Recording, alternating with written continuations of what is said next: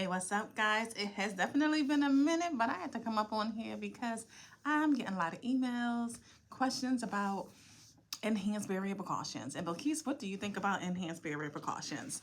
Well, let me just say this. Enhanced barrier precautions is not actually new.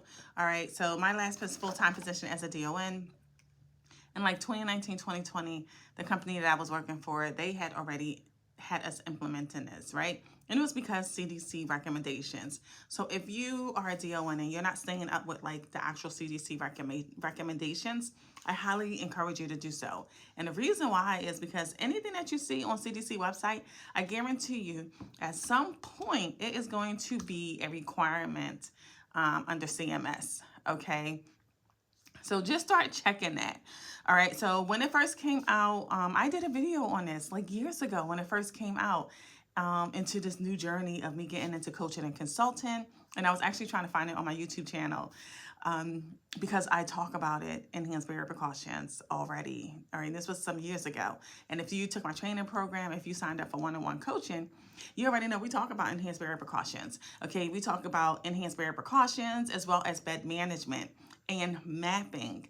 All right, I like to use all of those together to really manage the infections in a facility.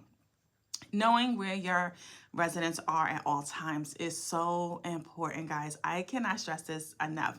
And that's why I really focus a lot on the mapping aspects of anybody coming into the facility, knowing what type of diagnoses they have, what type of infections, if they are trachs, catheters, wounds, central lines, anything like that, and they have some type of MDRO, you know you're going to need to start looking at those residents, all right, and matching them up. But even more importantly, your staff needs to know. All right, so one of the things I love about infection prevention and control, now I don't love all infection prevention and control, okay, but I do love the fact of mapping, preventing, and educating, right? Meaning I want to know where my residents are at all times when they come into the facility. I want to map them on my map so I can manage my new admissions coming into my facility. I don't want to have to go and start moving people around. All right, that is like one of the most overwhelming things. You're hitting on a Friday, and guess what? You got to move somebody because you have to get this new admission that comes in the facility, and they have this certain type of infection. They might have a Foley, an IV. So then you got to start, moving everybody around. So, but if you get in the habit of managing, okay, bed management just doesn't mean, oh, I know where my, what my beds are, what my census is. No, bed management is, what do you have in your facility? Where are they in your facility? Who can you room with those people? Okay.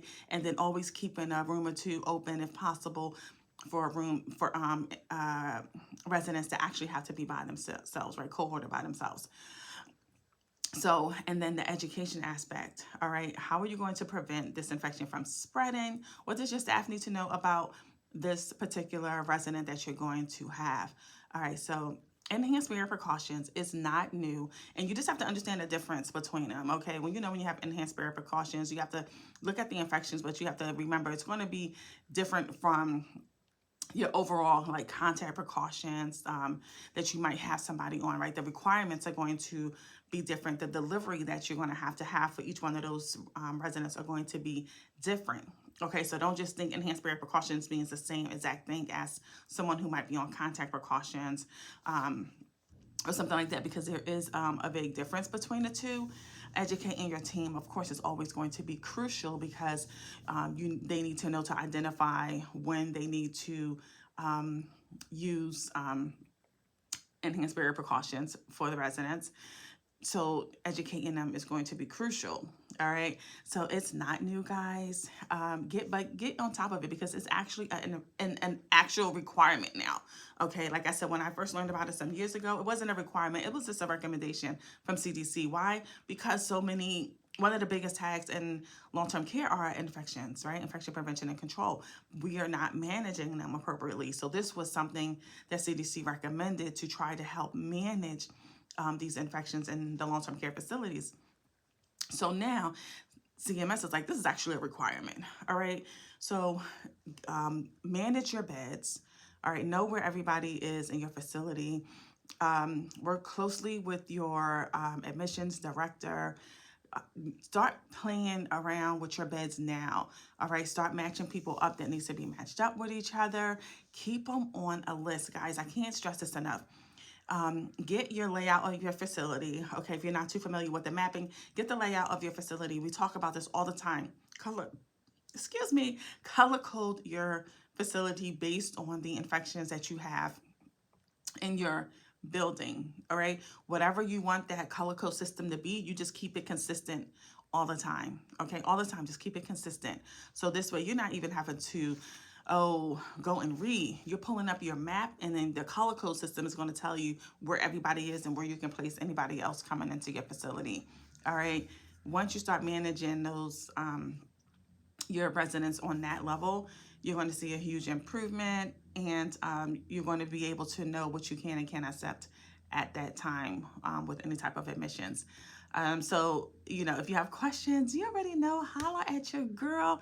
I'll do my best to help you as much as I can. And that's my spell on enhanced barrier precautions. It's not new. It is now just a requirement. All right, so follow me for more tips.